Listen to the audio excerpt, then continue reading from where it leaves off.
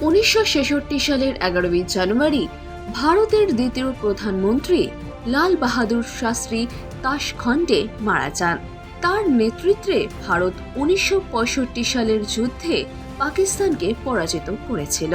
এরপর তিনি যুদ্ধ শেষ করার জন্য তৎকালীন পাকিস্তানের রাষ্ট্রপতি আইয়ুব খানের সঙ্গে একটি চুক্তিতে স্বাক্ষর করতে তাশখণ্ডে গিয়েছিলেন এবং সেখানে তার অস্বাভাবিক মৃত্যু হয়েছিল।